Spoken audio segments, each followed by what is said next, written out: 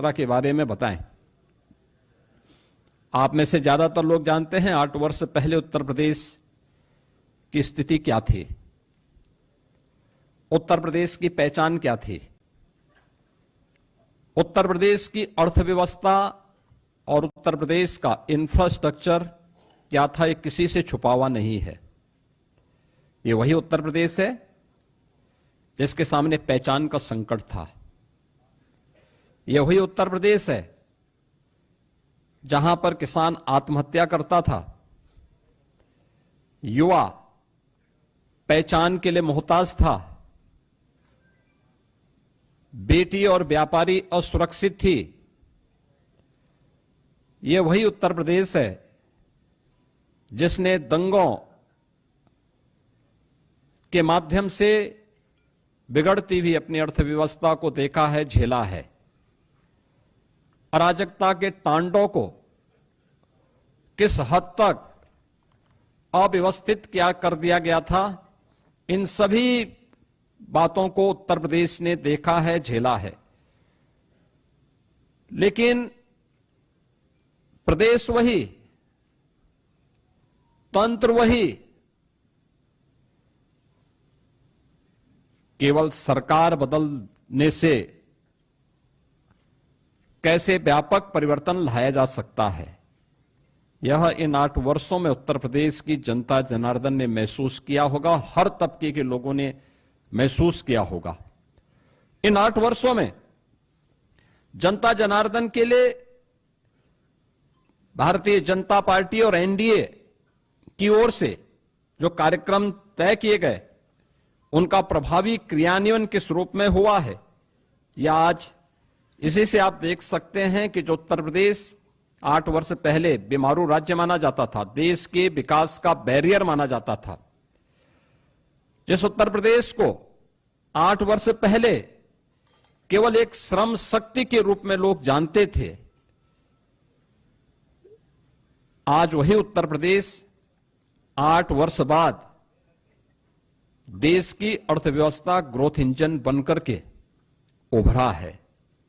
आज वही उत्तर प्रदेश 8 वर्ष की इस यात्रा के दौरान देश के अंदर अर्थ पुंज बनकर के उतरा है, अर्थ शक्ति के रूप में उभरा है।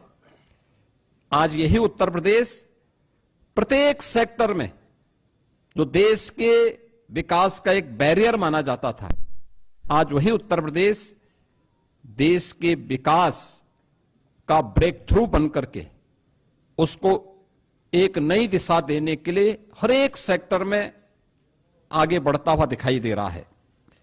खासतौर पर अगर मैं एग्रीकल्चर सेक्टर की ही बात करूं, 2017 के पहले उत्तर प्रदेश के अंदर ये क्षेत्र पूरी तरह उपेक्षित था। हम लोगों ने हमेशा इस बात को माना है कि विकास की जो ये अवधारणा है, हमें पहले अपने उन सेक्टर को चिन्हित करना पड़ेगा जिसमें हमारे लिए सबसे आसान और सबसे महत्वपूर्ण संभावना है। उत्तर प्रदेश प्राचीन काल से ही इस दिशा में 2 सेक्टर में बहुत आगे बढ़कर के काम करने वाला राज्य रहा है। इसमें एक कृषि प्रधान देश, प्रकृति और परमात्मा के असीम कृपा का यह प्रदेश,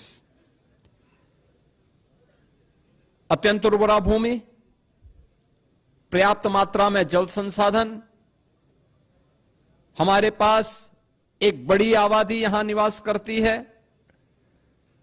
इन सब को उचित और व्यवस्थित नियोजित करके हम देश के लिए खाद्यान्न उत्पादन का एक बास्केट बनकर के उभर सकते थे। तकनीक का उपयोग करके किसानों की आमदनी को कई गुना आगे बढ़ा सकते थे। लेकिन 17 के पहले उत्तर प्रदेश का किसान आत्महत्या कर रहा था।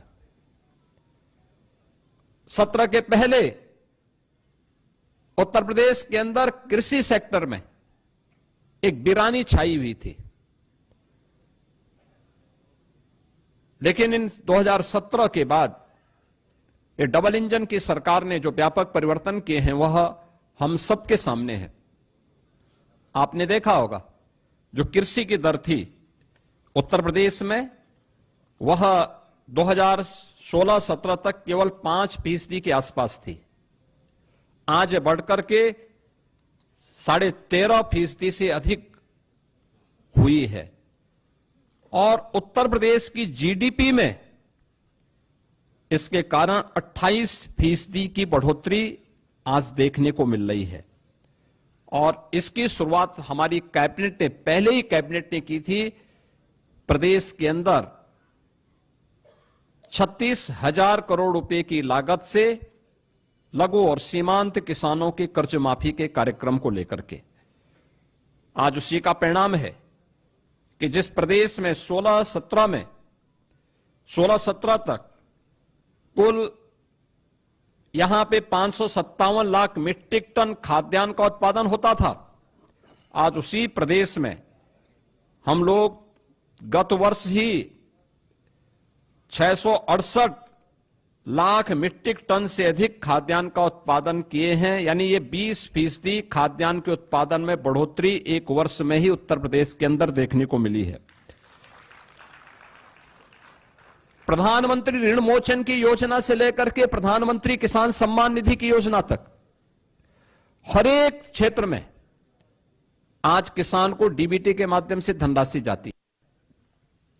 देश में आज के दिन पर प्रधानमंत्री किसान सम्मान निधि में 2,61,000 से अधिक किसानों को 80,000 करोड़ रुपए से अधिक की धनराशि डीबीटी के माध्यम से उनके खातों में गई है। प्रदेश के अंदर सिंचाई की क्षमता में व्यापक बढ़ोतरी हुई है। ये वही प्रदेश है वर्षों से जहां पर सिंचाई की परियोजनाएं लंबित पड़ी हुई थी। अर्जुन सहायक हो, बाणसागर हो, सरयू नहर राष्ट्रीय परियोजना हो, 40 वर्षों से योजनाएं लंबित पड़ी हुई थी। इस दौरान इन 8 वर्ष के अंदर प्रदेश सरकार ने, डबल इंजन की सरकार ने प्रधानमंत्री कृषि सिंचाई योजना का सहयोग लेकर के इन सभी परियोजनाओं को पूर्ण किया। लगभग 23 लाख हेक्टेयर के अतिरिक्त सिंचाई की सुविधा उत्तर प्रदेश के अन्नदाता किसानों को दी। प्रदेश के अंदर कृषि विज्ञान केंद्र स्थापित कराए। प्रदेश के अंदर कृषि विश्वविद्यालयों का उन्नयन किया। एक नए कृषि विश्वविद्यालय की स्थापना के लिए और 20 नए कृषि विज्ञान केंद्रों को कुछ सेंटर ऑफ एक्सीलेंस स्थापित करने की दिशा में कार्य प्रारंभ किए। टेक्नोलॉजी मिली, अच्छे बीज मिले। परिणाम क्या हुआ? धान में, गेहूं में, दलहन में, तिलहन में, श्रीअन्न में, हर एक सेक्टर में उत्तर प्रदेश एक नई स्पीड के साथ आगे बढ़ता हुआ दिखाई दिया। इसकी झलक मैं इसी बात से आपको देता हूं कि उत्तर प्रदेश में 2017 के पहले जो चीनी उद्योग लगभग बंदी के कगार पर था, अनुमान करिए व्यापक आंदोलन चलते थे, किसान अपने खेतों में आग लगाता था। वर्षों तक, जब 2017 में हम लोग आए थे तो 2008-9 से लेकर के 2017 तक गन्ना किसानों का गन्ना मूल्य का हजारों करोड़ रुपया बकाया था चीनी मिलों पर। सरकारें चीनी मिलों को औने पौने दाम पे बिक रही थी। आज भी माननीय उच्चतम न्यायालय में मामला चल रहा है, लेकिन हमारी सरकार आई, हमने एक भी चीनी मिल को बंद नहीं किया। बंद चीनी मिलों को रिवाइव किया। उत्तर प्रदेश के अंदर इस दौरान हम लोगों ने 3 नई चीनी मिलों की स्थापना की, 6 चीनी मिलों की पुनर्संचालन की कार्रवाई की, 38 चीनी मिलों का विस्तार किया और वर्तमान में 122 चीनी मिलें प्रदेश के अंदर क्रियाशील हैं।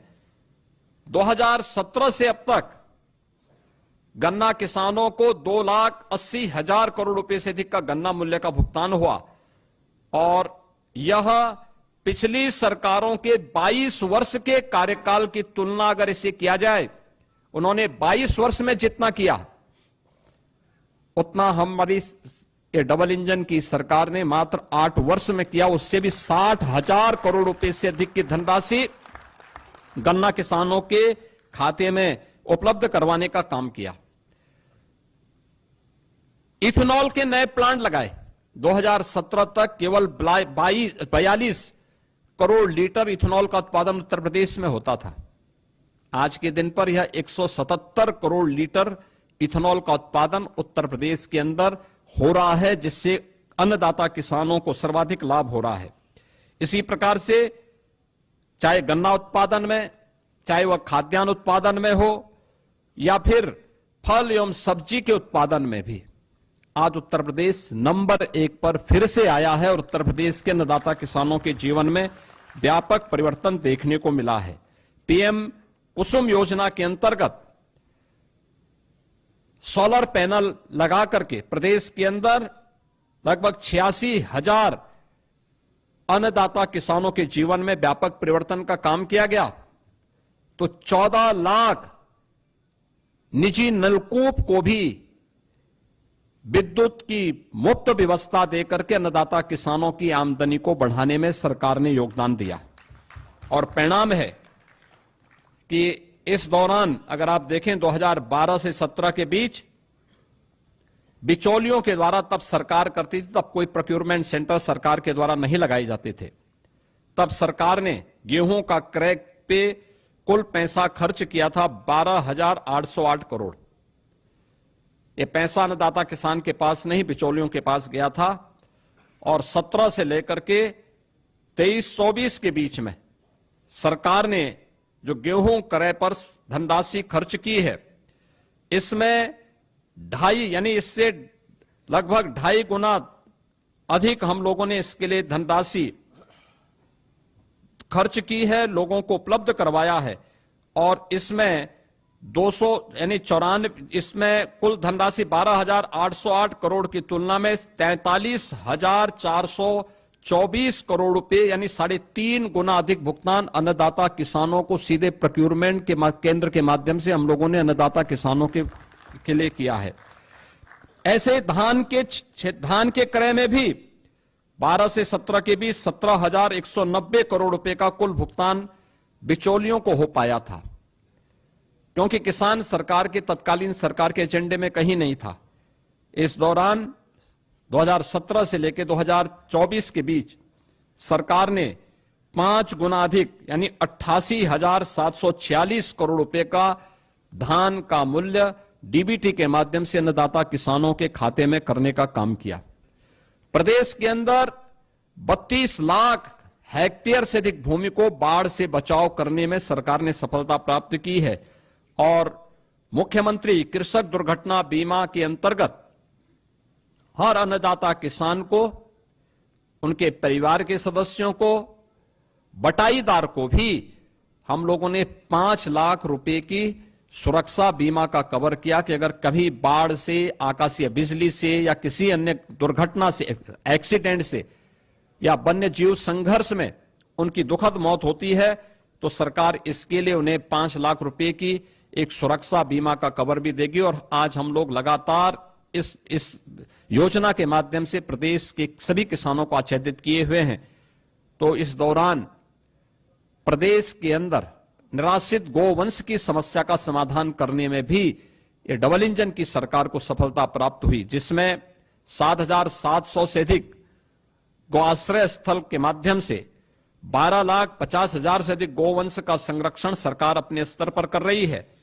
और सहभागिता योजना के माध्यम से 1,05,000 पशुपालकों को 1,63,000 से अधिक गोवंश उनकी सुपुर्दगी में दिया गया है, जिसमें प्रति गोवंश प्रति माह अन्नदाता किसान को सरकार 1,500 रुपए का भुगतान करती है एक गोवंश के लिए।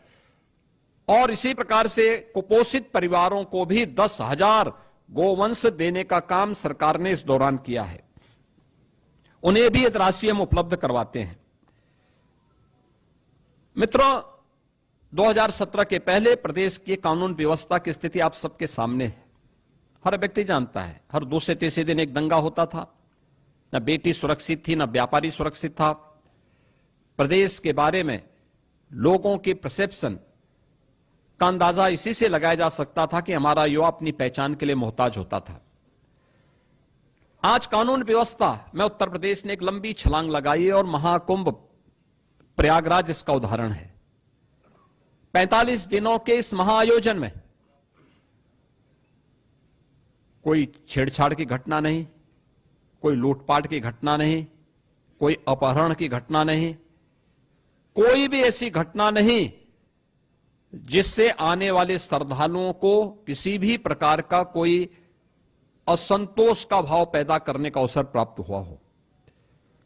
प्रदेश वही है, लेकिन इसके लिए जो ये व्यापक परिवर्तन हुआ है, इस व्यापक परिवर्तन का कारण है कि इन 8 वर्षों में सरकार ने व्यवस्थित तरीके से उत्तर प्रदेश पुलिस के बल को एक सिस्टम के साथ जोड़ा है। आप अनुमान करिए, अब तक उत्तर प्रदेश पुलिस बल में पिछले 8 वर्ष में, जब 2017 में हम लोग आए थे, 1.5 लाख पुलिस कार्मिकों के पद खाली थे। सरकार की नियत पर जनता जनार्दन को भी और माननीय न्यायालय को भी संदेह था, क्योंकि भर्ती की प्रक्रिया पारदर्शी नहीं हो सकती थी, नहीं करते थे। लेकिन पहली बार हुआ जब पारदर्शी भर्ती की प्रक्रिया के माध्यम से सरकार ने 1,56,000 से अधिक पुलिस कार्मिकों की भर्ती, जो आज सेवा दे रहे हैं, उन्हें उत्तर प्रदेश पुलिस बल का हिस्सा बनाया है। और अभी हाल ही में 60,200 से अधिक पुलिस कार्मिकों की नई भर्ती भी संपन्न की है, जिन्हें कुछ ही दिनों के अंदर ट्रेनिंग की प्रक्रिया के साथ जुड़ने का अवसर प्राप्त होगा। यानी आप अनुमान कर सकते हैं कि 2,16,000 से अधिक केवल पुलिस कार्मिक अकेले उत्तर प्रदेश पुलिस बल में भर्ती हुए हैं।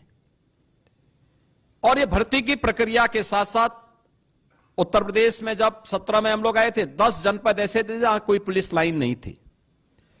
पुलिस के बैरक की स्थिति आप देख सकते थे, सब टूटे फूटे थे, कोई व्यवस्था उनके लिए नहीं थी। ट्रेनिंग मात्र 6,000 पुलिस कार्मिकों की ट्रेनिंग की क्षमता थी। आज उनके इंफ्रास्ट्रक्चर को बढ़ाया गया। सभी 10 जनपद जहां पे कोई पुलिस लाइन नहीं थी, या तो पुलिस लाइन का निर्माण पूरा किया गया, बल्कि पुलिस कुछ जगह निर्माण का कार्य पूरा किया या निर्माणाधीन है। हर जनपद में, हर थाने में पुलिस की अवस्थापना सुविधाओं के लिए बैरक का निर्माण किया गया।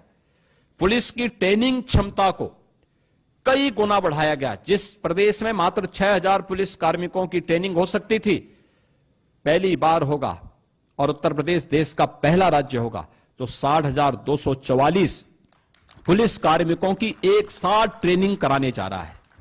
एक साथ ट्रेनिंग कराने जा रहा है, और ये प्रदेश के अंदर ही ट्रेनिंग होने जा रही है। ऐसा भी नहीं कि हम कहीं दूसरे राज्यों में या कहीं अन्य जगह भेज रहे हों। ये अपने आप में उत्तर प्रदेश सरकार के द्वारा उठाए गए उन कदमों का परिणाम है जो पिछले कुछ समय के अंदर हम लोगों को देखने को मिला है, और परिणाम आपके सामने है। एनसीआरबी की जो रिपोर्ट है, कितना परिवर्तन आया है, यह आप सबके सामने है।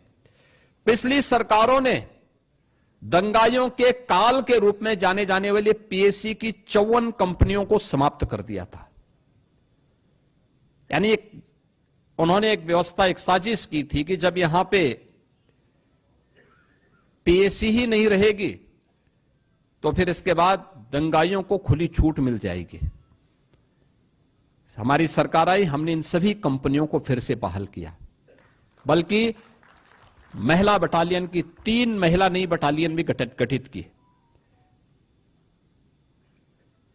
प्रदेश के अंदर अन्य महत्वपूर्ण स्थलों पर भी 5 नई पीएससी की बटालियन के गठन की प्रक्रिया को आगे बढ़ाया। एयरपोर्ट, मेट्रो की सुरक्षा के लिए, अन्य महत्वपूर्ण संस्थानों की सुरक्षा के लिए स्पेशल सिक्योरिटी फोर्स का भी गठन किया और उसकी 6 वाहिनियां गठित की। प्रदेश के अंदर सभी जनपदों में साइबर थानों की स्थापना की गई। हर थाने में एक साइबर सेल हेल्प डेस्क की व्यवस्था की गई।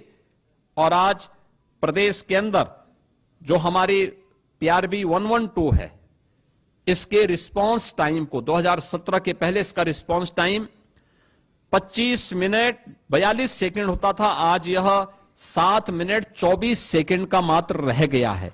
यानी आम जनता को कितनी जल्दी इस न्याय मिल सकता है, उस तक पुलिस का रिस्पांस कितनी फास्ट होगी, इसी से आप अंदाजा लगा सकते हैं। और प्रदेश के अंदर गृह विभाग, नगर विकास विभाग और जन सामान्य की मदद से 11 लाख से अधिक सीसीटीवी कैमरे भी लगाए गए। 11 लाख टीवी, यानी जो माननीय उच्चतम न्यायालय ने निर्भया कांड के बाद देश के अंदर एक व्यवस्था दी थी कि सेफ सिटी की परिकल्पना कैसे साकार होगी, सीसीटीवी कैमरे के माध्यम से उसे आच्छादित करने में उत्तर प्रदेश देश का पहला राज्य है जिसने अपने सभी 17 म्युनिसिपल कॉरपोरेशन के साथ साथ गौतम बुद्ध नगर में सीसीटीवी की कार्रवाई को पूरी तरह आच्छादित करने का काम किया है। ये सभी सीसीटीवी कैमरे आज वहां पर कार्य कर रहे हैं। किसी भी समाज में नारी की सुरक्षा, सम्मान और स्वावलंबन का कार्य संपूर्ण समाज के स्वावलंबन का आधार बनता है। आदरणीय प्रधानमंत्री जी ने इसके लिए नारी सशक्तिकरण के लिए नारी वंदन अधिनियम भी देश की संसद ने पारित किया है। उत्तर प्रदेश ने शुरू से इस पर ध्यान दिया है। अभी हम लोगों ने 60,200 पुलिस कार्मिकों की भर्ती संपन्न की है। आप अनुमान करिए 1947 से लेकर के 2017 तक उत्तर प्रदेश पुलिस बल में मात्र 10,000 महिला पुलिस कार्मिक थी और अकेले एक भर्ती में जो अभी होली के एक दिन पहले भर्ती संपन्न हुई है, इस भर्ती में 12,000 से अधिक महिला कार्मिक अकेले भर्ती हुई हैं। इससे पहले 1,26,000 की जो भर्ती संपन्न हुई, 1,56,000 की जो भर्तियां हम लोगों ने यहां पे संपन्न की थी, 25,000 से अधिक महिला कार्मिक उसके माध्यम से हम लोगों ने उत्तर प्रदेश पुलिस बल का हिस्सा बनाया है। और आज उसी का परिणाम है कि उत्तर प्रदेश में जो महिला वर्कफोर्स है 2017-18 के पहले जो 13-14% के आसपास थी, आज वो बढ़कर के 35% से अधिक हुई है। प्रदेश के अंदर मातृवंदना योजना में, केंद्र सरकार की प्रधानमंत्री मातृवंदना योजना में 60 लाख माताएं इससे लाभान्वित हो रही हैं। तो बेटी के जन्म लेने से लेकर के स्नातक तक की पढ़ाई के लिए दी जाने वाली 25,000 रुपए की सहायता में उत्तर प्रदेश की 22,11,000 बेटियां इस योजना का लाभ प्राप्त कर रही हैं। प्रदेश के अंदर वीसी सखी सभी 57,000 ग्राम पंचायतों में बैंकिंग की सुविधा में अपना योगदान दे रही हैं। तो महिला स्वयंसेवी समूह में लगभग 1 करोड़ बहनें योगदान देकर के आर्थिक स्वावलंबन की दिशा में अपना योगदान दे रही हैं। मुख्यमंत्री सामूहिक विवाह योजना में 4,76,000 से अधिक सामूहिक विवाह के संपन्न हुए हैं, जिसके लिए इस बार के बजट में सरकार ने तय किया है कि 51,000 से अब इस राशि को बढ़ा करके अप्रैल से इसको 1 लाख रुपए करने की घोषणा भी की है, जिसको हम अप्रैल में लागू करने जा रहे हैं। प्रदेश के अंदर उत्तर प्रदेश राज्य ग्रामीण आजीविका मिशन के अंतर्गत भी 95 लाख से अधिक महिलाओं को इस कार्यक्रम के माध्यम से स्वावलंबन के साथ जोड़ने का कार्य हुआ है और 2 लाख से अधिक महिलाएं पीएम स्वनिधि योजना में स्ट्रीट वेंडर में लगी हुई महिलाओं को उस योजना के साथ जोड़ा गया है और 1 करोड़ महिलाओं को पीएम स्वामित्व योजना में, जहां पे झोपड़ी है, जहां पे मकान है, वहां का मालिकाना अधिकार देने का काम ये देश के अंदर नंबर 1 पर उत्तर प्रदेश ने सर्वाधिक घरौनी, पीएम घरौनी देने का काम उत्तर प्रदेश ने किया है। प्रदेश के अंदर उत्तर प्रदेश में 7 जनपदों में हम लोगों ने इस बजट में व्यवस्था की है कि कामकाजी महिलाओं के लिए पुण्य श्लोका लोकमाता अहिल्याबाई होलकर के नाम पर वाराणसी, मेरठ, प्रयागराज, कानपुर, झांसी, आगरा और गोरखपुर में कामकाजी महिलाओं के लिए छात्रावास के निर्माण की कार्रवाई को भी हम लोग इस नए बजट में क्रियान्वित करने जा रहे हैं।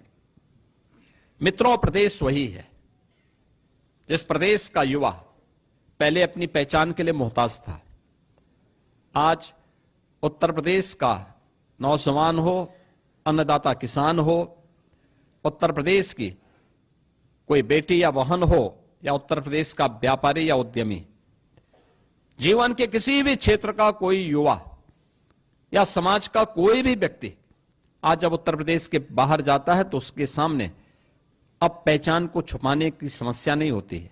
आज वह बड़े गर्व के साथ अपने आप को उत्तर प्रदेश वासी कह सकता है। और नए भारत का नया उत्तर प्रदेश किस रूप में अपनी युवा शक्ति के बल पर आगे बढ़ रहा है, यह हम इसी से अंदाजा लगा सकते हैं कि 2016-17 में जिस उत्तर प्रदेश की बेरोजगारी दर 19% से अधिक थी, आज वह घट करके मात्र 3% रह गई है। चाहे वह कृषि के सेक्टर में किए गए परिवर्तन हो या फिर एमएसएमई सेक्टर में, सूक्ष्म लघु मध्यम उद्यम के क्षेत्र में, या अपने हस्तशिल्पी और कारीगरों के उन्नयन के माध्यम से, उनके स्किल डेवलपमेंट के माध्यम से उत्तर प्रदेश पहला राज्य था जिसने ओडीओपी की स्कीम चलाई, वन डिस्ट्रिक्ट वन प्रोडक्ट के माध्यम से परंपरागत उद्यम को प्रोत्साहित करने का काम किया। इसने उत्तर प्रदेश के एक्सपोर्ट को 86,000 करोड़ रुपए से बढ़ा करके 2 लाख करोड़ रुपए से अधिक बढ़ाने का काम किया है। और उत्तर प्रदेश भी एक एक्सपोर्ट स्टेट के रूप में स्थापित हो सकता है, उत्तर प्रदेश ने साबित किया है। उत्तर प्रदेश में हम लोगों ने अब तक 8 लाख से अधिक भर्तियां, सरकारी नौकरियां उत्तर प्रदेश के युवाओं को दी है।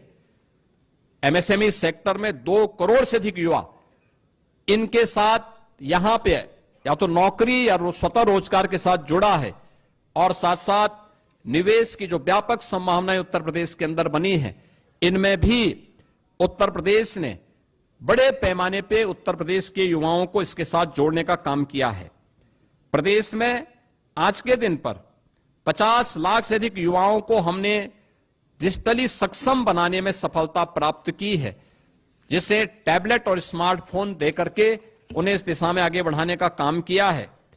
तो आज उत्तर प्रदेश के अंदर हम देख सकते हैं कि सबसे बड़ा एमएसएमई का base 96 lakh MSME unit UP के पास है।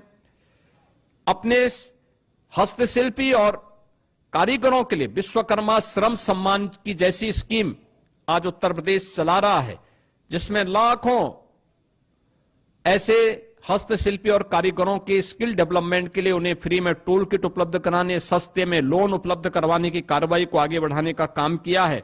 और वर्तमान में एक नई स्कीम, मुख्यमंत्री युवा उद्यमी स्कीम, जो अब तक की बहुत लोकप्रिय स्कीम होने जा रही है, जिसमें 31 मार्च तक 1 लाख नए युवा उद्यमी उत्तर प्रदेश बनाने के लक्ष्य रखे हैं। उस कार्यक्रम को हम लोग आगे बढ़ाने जा रहे हैं, जिसमें 5 लाख रुपए तक का ब्याज मुक्त ऋण प्रथम चरण में, मार्जिन मनी 10% और गारंटी मुक्त लोन देने की कार्रवाई को भी सरकार आगे बढ़ा रही है।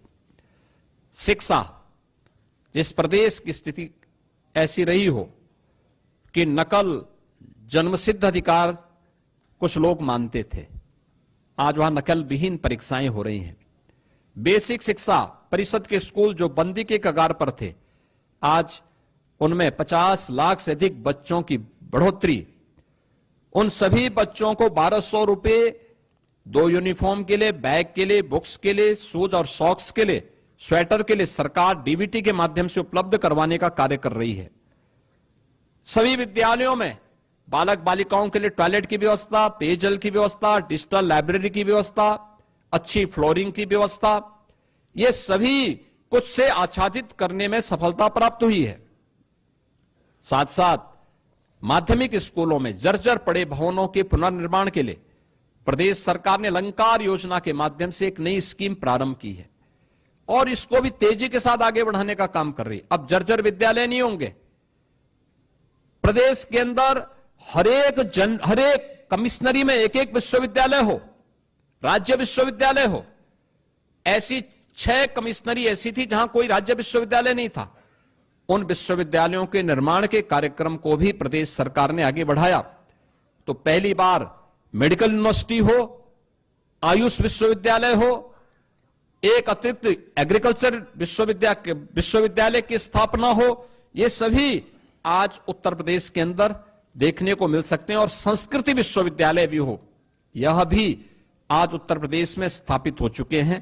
प्रदेश ने इस दिशा में 8 नए विश्वविद्यालय, यानी इस दिशा में 10 नए विश्वविद्यालय, 21 निजी क्षेत्र के विश्वविद्यालयों की स्थापना में भी सफलता प्राप्त की है और युवाओं को प्रतियोगी परीक्षाओं की तैयारी के लिए प्रत्येक जनपद में मुख्यमंत्री अभ्युदय कोचिंग की व्यवस्था भी आज के दिन पर संचालित है।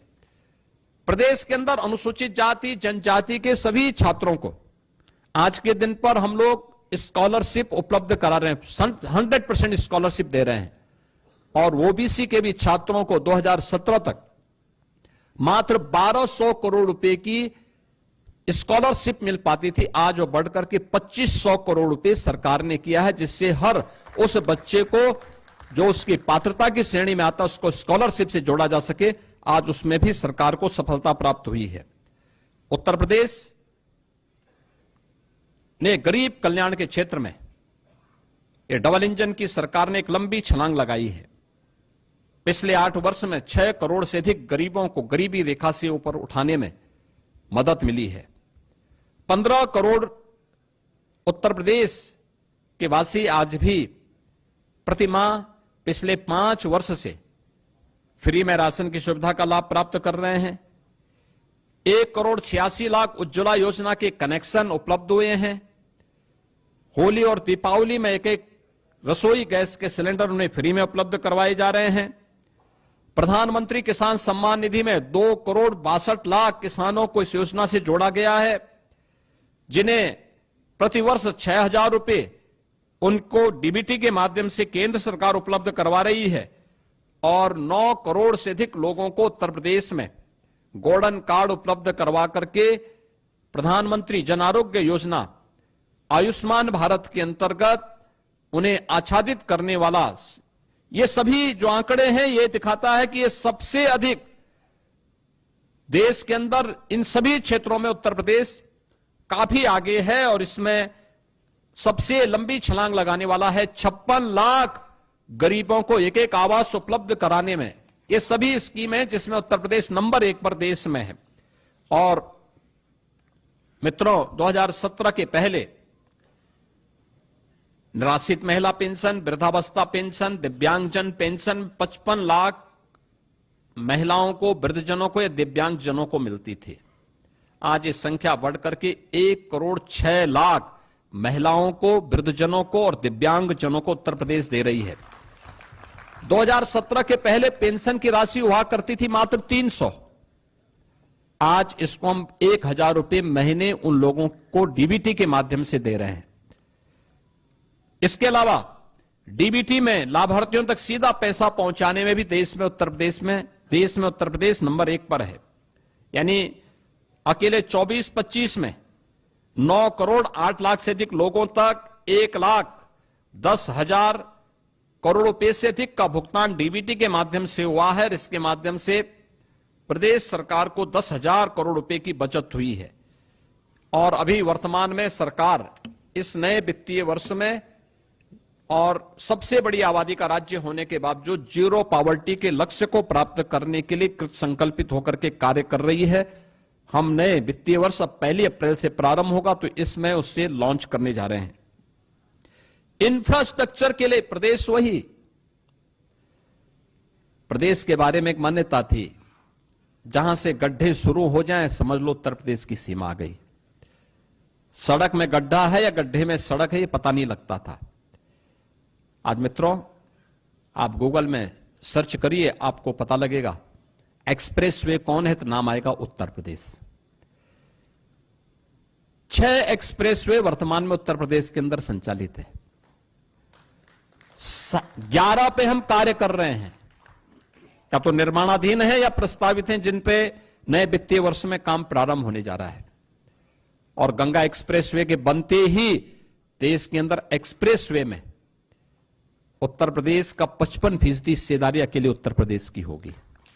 सबसे बड़ा रेल नेटवर्क यूपी के पास, सबसे ज्यादा मेट्रो का संचालन उत्तर प्रदेश के अंदर हो रहा है। 2017 के पहले क्या था?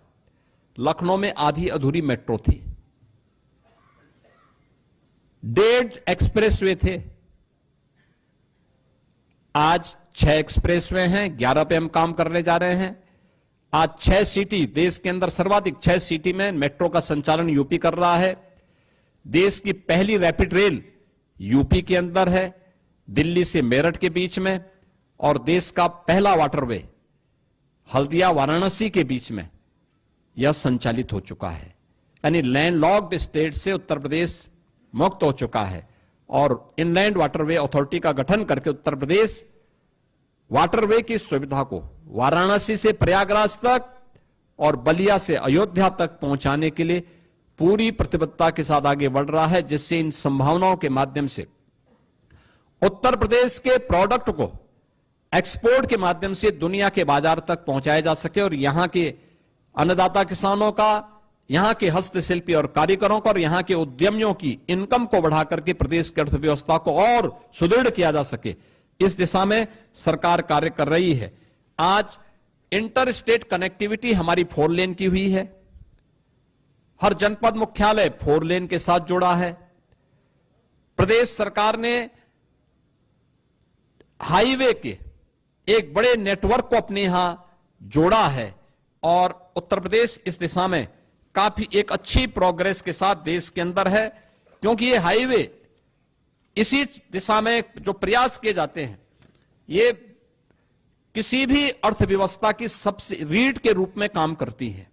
एयर कनेक्टिविटी 2017 के पहले उत्तर प्रदेश के अंदर 2 एयरपोर्ट पूरी तरह क्रियाशील थे, लखनऊ और वाराणसी। 2 आंशिक रूप से थे, गोरखपुर और आगरा आंशिक रूप से संचालित थे। आज उत्तर प्रदेश के अंदर 16 एयरपोर्ट क्रियाशील हैं और उनमें से 4 इंटरनेशनल एयरपोर्ट हैं और देश का सबसे बड़ा एयरपोर्ट जेवर में बहुत शीघ्र प्रारंभ होने वाला है।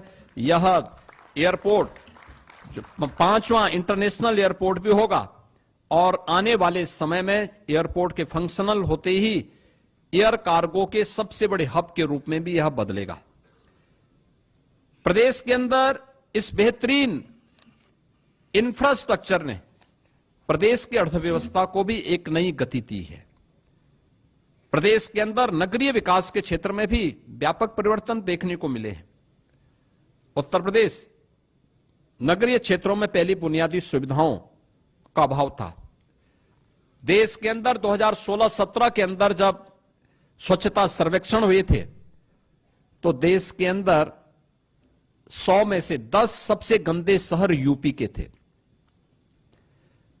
जहां देखो गंदगी का अंबार था, न बिजली थी, न पानी थी, न कनेक्टिविटी थी, न सुरक्षा थी। आज उत्तर प्रदेश के अंदर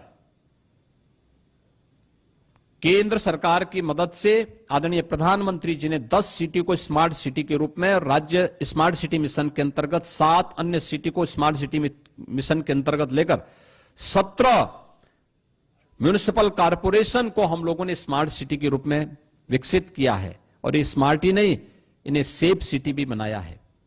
आईटीएमएस भी यहां काम कर रहा है। सरकार ने इस बार के बजट में व्यवस्था दी है कि हर जिला मुख्यालय की नगर निगम, नगर पालिका को या नगर निकाय को हम लोग स्मार्ट सिटी के रूप में विकसित करने का काम करेंगे। इस बार के बजट में हमने इसके लिए धनराशि भी उपलब्ध करवाई है। प्रदेश के अंदर आज एक नई विकास के कॉन्सेप्ट को एनसीआर, नेशनल कैपिटल रीजन की तर्ज पर प्रदेश के अंदर अलग अलग क्षेत्रों में हम लोगों ने स्टेट डेवलपमेंट रीजन को डेवलप करने की एक दिशा में एक आगे बढ़ाने की कार्रवाई की है। जैसे लखनऊ में स्टेट कैपिटल रीजन, लखनऊ और उसके आसपास के क्षेत्र को लेकर, वाराणसी में वाराणसी और उसके आसपास के क्षेत्र को लेकर, कानपुर में कानपुर और उसके आसपास के क्षेत्र को लेकर के ये डेवलपमेंट रीजन बनाने, जिससे व्यवस्थित और नियोजित विकास को हम वहां पे आगे बढ़ा सकें। उसके एक मास्टर प्लान के माध्यम से वहां के नागरिकों के जीवन में व्यापक आमूलचूल परिवर्तन करके उनकी आय को कई गुना बढ़ा सकें, इस दिशा में कार्य करना सरकार ने प्रारंभ किया है। और देश की पहली रोपवे सेवा वाराणसी में अगले कुछ महीनों के अंदर हम प्रारंभ करने जा रहे हैं। यह नगरीय परिवहन की एक बेहतरीन सुविधा होगी जो वाराणसी में प्रारंभ होने जा रही है। प्रदेश के अंदर विद्युतीकरण के लक्ष्य को भी हर व्यक्ति को उसकी ऊर्जा की आवश्यकता के अनुरूप, विद्युतीकरण की आवश्यकता के अनुरूप उन्हें ये सुविधा प्राप्त हो, इसके लिए भी डबल इंजन की सरकार ने व्यापक परिवर्तन किए हैं। खासतौर पर 1947 से लेकर के 2017 तक 1,28,494 मजदूरों तक बिजली पहुंचाई गई थी और इस दौरान अकेले 8 वर्ष के अंदर यह संख्या बढ़कर के 1,28,000 से बढ़कर के 2,49,818 यानी 1,21,000 मात्र हम लोगों ने 8 वर्ष में उन मजदूरों तक विद्युतीकरण का कार्य पूरा किया है। 12 से 17 के बीच में केवल 8,44,000 विद्युत कनेक्शन उपलब्ध करवाए गए। 8,44,000 विद्युत कनेक्शन 12 से 17 के बीच, और इस दौरान इन 8 वर्षों में 1,65,00,000 गरीबों को निःशुल्क विद्युत के कनेक्शन उपलब्ध करवाए गए।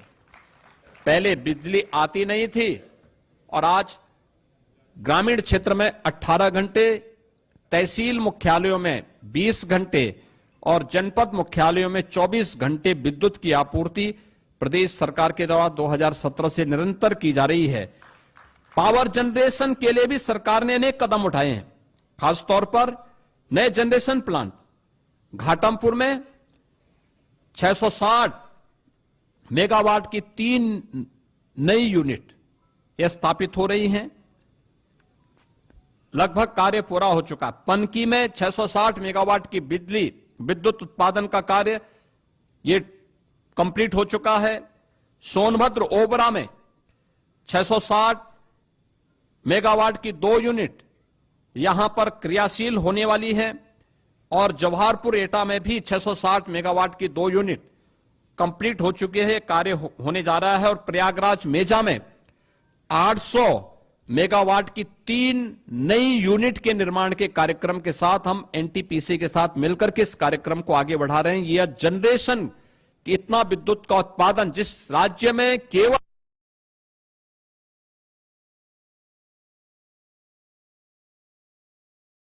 6,000 मेगावाट की विद्युत की आपूर्ति राज्य अपने स्रोत से कर पा रहा था, आज उससे ज्यादा विद्युत का उत्पादन के साथ साथ हम लोग पीक आवर में 33,33,000 मेगावाट की बिजली की आपूर्ति प्रदेशवासियों को हम लोग कर रहे हैं। वर्तमान में प्रदेश सरकार कर रही है।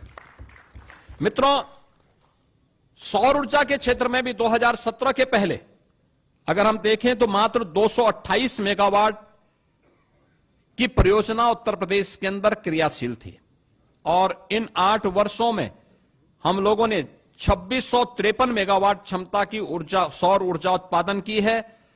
वर्तमान में बुंदेलखंड में ग्रीन एनर्जी कॉरिडोर के माध्यम से 4,000 मेगावाट के सोलर पार्क की स्थापना की जा रही है और अगले 5 वर्ष के अंदर 22,000 मेगावाट की एक ग्रीन एंड क्लीन एनर्जी बनाने के लिए सरकार पूरी प्रतिबद्धता के साथ काम कर रही है। औद्योगिक विकास, ईज ऑफ डूइंग बिजनेस में उत्तर प्रदेश 2017 के पहले 14वें स्थान पे था। आज देश का टॉप अचीवर स्टेट के रूप में उत्तर प्रदेश बना हुआ है। मित्रों, यह सब संभव हो पाया है आदरणीय प्रधानमंत्री जी की प्रेरणादायी मार्गदर्शन में। रिफॉर्म, परफॉर्म एंड ट्रांसफॉर्म की जो उनकी पॉलिसी थी, जो मंत्र है, 33 सेक्टोरियल पॉलिसीज बनाने वाला देश का पहला राज्य है। सिंगल विंडो सिस्टम में 500 से अधिक एनओसी एक ही प्लेटफॉर्म पे उपलब्ध कराने वाला राज्य है और एमओयू होने के बाद उसकी मॉनिटरिंग भी डिजिटली हम कर सकते हैं, सिंगल विंडो के माध्यम से कर सकते हैं। यह करने वाला राज्य है। न केवल व्यक्ति बल्कि उसकी पूंजी की सुरक्षा की गारंटी लेने वाला राज्य है और उसी का परिणाम है कि 15 लाख करोड़ रुपए से अधिक की निवेश की परियोजनाओं को जमीनी धरातल पर उतारने वाला देश का एक महत्वपूर्ण राज्य बनकर के उत्तर प्रदेश आगे बढ़ा है। और उत्तर प्रदेश की संभावना बताती है कि आने वाले समय में उत्तर प्रदेश देश के अंदर सबसे अधिक इस फील्ड में काम करने, निवेशकों को आकर्षित करने वाले एक ड्रीम डेस्टिनेशन बनकर के उत्तर प्रदेश देश के अंदर उभरा है। चिकित्सा और स्वास्थ्य के क्षेत्र में भी राज्य सरकार ने अनेक महत्वपूर्ण पहल की है। याद करिए 2017 के पहले केवल 12 government medical college Uttar Pradesh के अंदर बन पाए थे। यानी ये आजादी के पहले से लेकर के 2017 तक की बात कर रहा हूं, और 2017 से अब तक कुल प्रदेश में 80 मेडिकल कॉलेज बने हैं, जिसमें 44 गवर्नमेंट सेक्टर के बने हैं, 36 निजी मेडिकल कॉलेज भी बने हैं। प्रदेश के अंदर इससे पहले नर्सिंग और पैरामेडिकल कॉलेजेस की स्थिति क्या थी? ताले लटकते थे, न इंफ्रास्ट्रक्चर था न फैकल्टी थी। आज प्रदेश के अंदर हर मेडिकल कॉलेज में नर्सिंग कॉलेज बनाने की कार्रवाई को तेजी के साथ आगे बढ़ाने का कार्य हो रहा है। प्रदेश के अंदर हम लोगों ने जो 36 जनपद ऐसे थे जिनमें संचारी रोग में, खासतौर पर इंसेफ्लाइटिस से उत्तर प्रदेश के मासूम तड़प तड़प करके मरते थे, आज उस पर प्रभावी नियंत्रण करने में उत्तर प्रदेश ने सफलता प्राप्त की है। और मुझे बताते हुए प्रसन्नता है कि 2017 की तुलना में आज 2024 में एक्यूट इंसेफ्लाइटिस से 85% और जापानी इंसेफ्लाइटिस से 99% नियंत्रण करने में सरकार को सफलता प्राप्त हुई है। इसी प्रकार से डेंगू की मृत्यु दर को लगभग 95% कम करने में सफलता प्राप्त की है। मलेरिया पर 56% की कमी आई है। और आज प्रदेश के अंदर हम लोगों ने प्रदेश के अंदर आयुष्मान भारत में उत्तर प्रदेश देश के अंदर नंबर 1 पर है।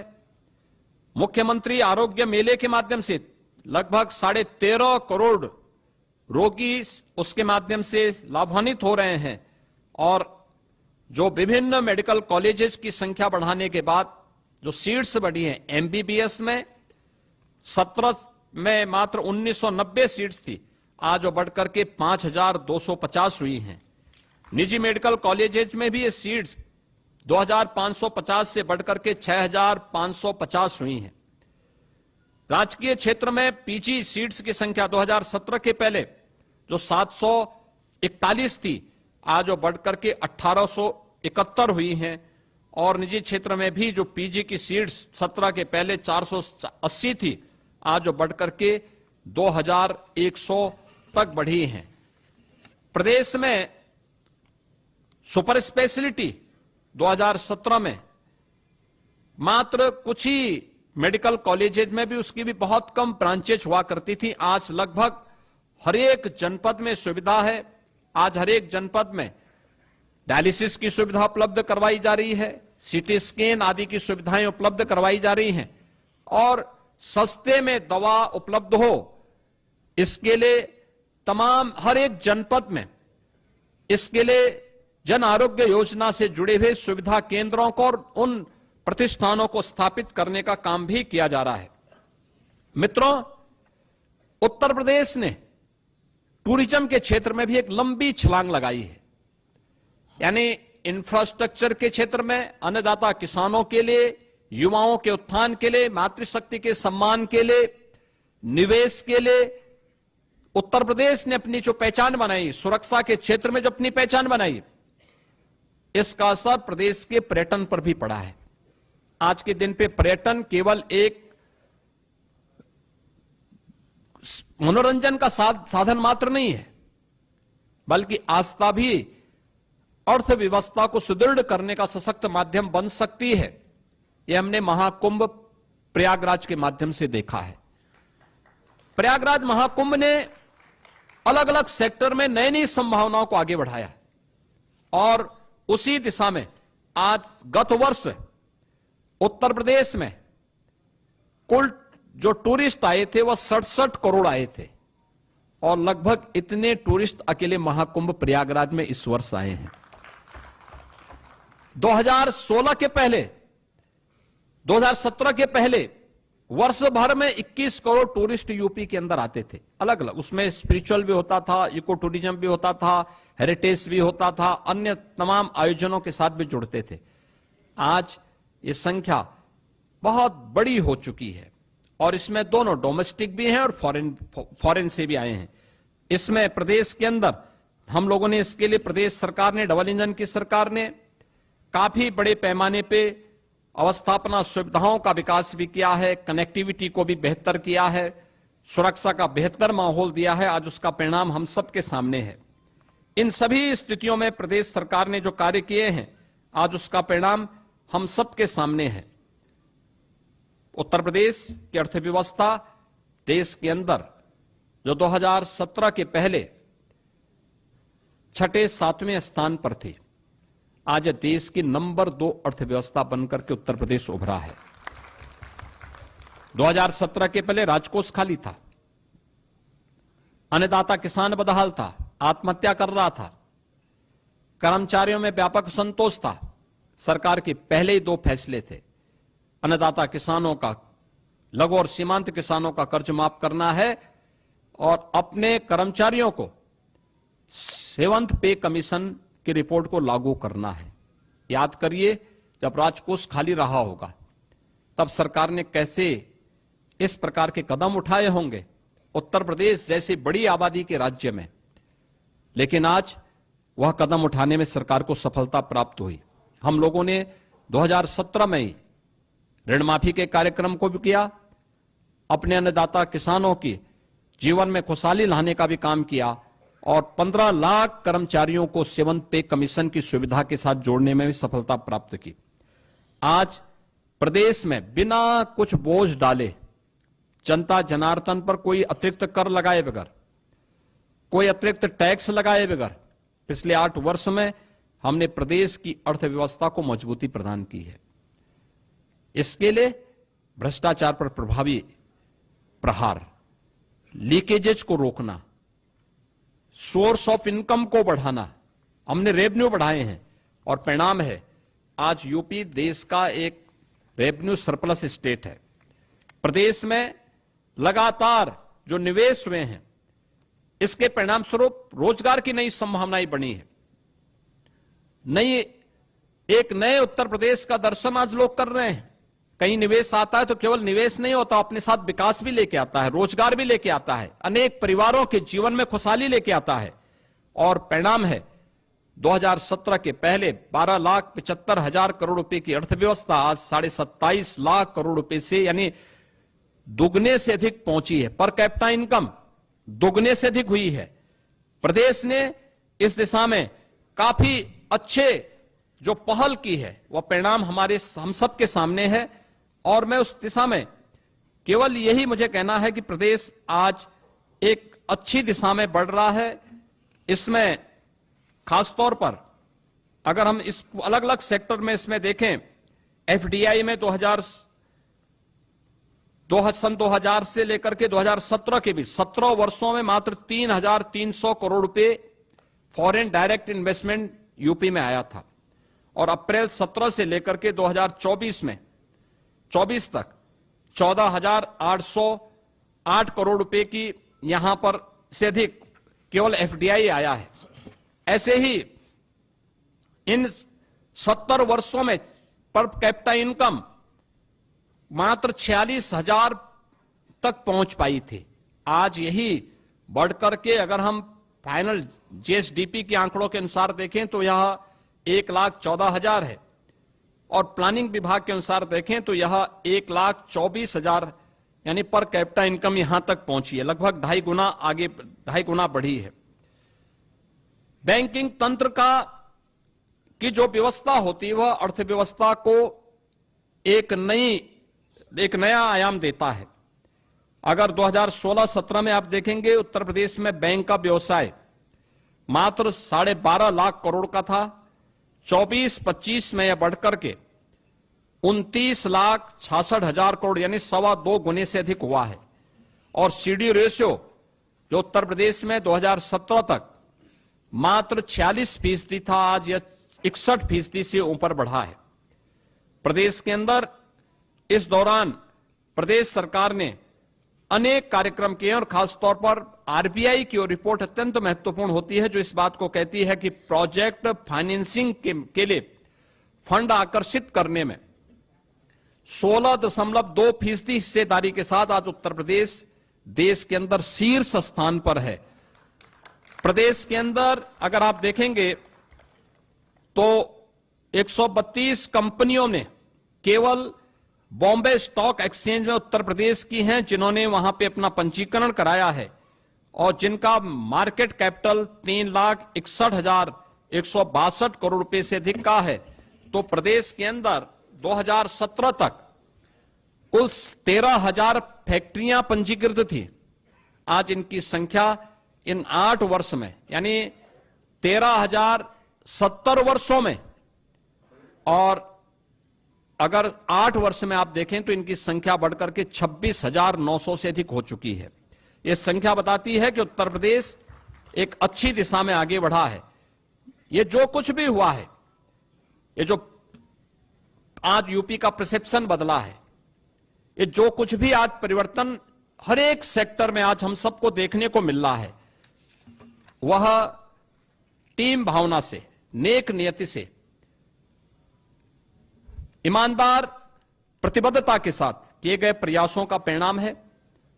और उसका परिणाम हमारे सामने है कि हम खाद्यान्न उत्पादन में आज उत्तर प्रदेश देश में नंबर 1 है, गन्ना उत्पादन में नंबर 1 पर है, आलू उत्पादन में उत्तर प्रदेश नंबर 1 पर है, इथेनॉल की आपूर्ति करने वाला सबसे बड़े राज्य के रूप में उत्तर प्रदेश फिर से उभरा है, ईज ऑफ डूइंग बिजनेस में चीफ अचीवर स्टेट के रूप में उत्तर प्रदेश ने अपनी मजबूत उपस्थिति दर्ज की है, बैंकों से प्रोजेक्ट फाइनेंसिंग में भी उत्तर प्रदेश आज देश के अंदर शीर्ष स्थान पर है, आयकर रिटर्न भरने वालों की संख्या देश के अंदर नंबर 2 पर उत्तर प्रदेश है, जेम पोर्टल से सर्वाधिक खरीद फरोख्त करने वाले में राज्य उत्तर प्रदेश नंबर 1 पर है, कौशल विकास की नीति को लागू करने वाले राज्यों में उत्तर प्रदेश नंबर 1 पर है, सबसे अधिक एमएसएमई रखने वाला राज्य उत्तर प्रदेश है, पीएम आवास योजना, पीएम किसान सम्मान निधि, पीएम उज्ज्वला योजना, पीएम स्वनिधि योजना, पीएम स्वामित्व योजना, प्रधानमंत्री अटल पेंशन योजना, स्वच्छ भारत मिशन, प्रधानमंत्री जनधन योजना, प्रधानमंत्री सुरक्षा बीमा योजना, प्रधानमंत्री जीवन ज्योति बीमा योजना, अटल पेंशन योजना, इन सभी में उत्तर प्रदेश आज नंबर 1 पर है। ये योजनाएं बताती हैं कि उत्तर प्रदेश के अंदर पिछले 8 वर्ष के अंदर जीवन के प्रत्येक क्षेत्र में डबल इंजन की सरकार ने आदरणीय प्रधानमंत्री जी के मार्गदर्शन में जो कदम बढ़ाए हैं वह एक सही दिशा में बढ़ाए गए कदम हैं और यह बताता है कि उत्तर प्रदेश आज देश के अंदर हर एक सेक्टर में जो उसका ग्रोथ रेट है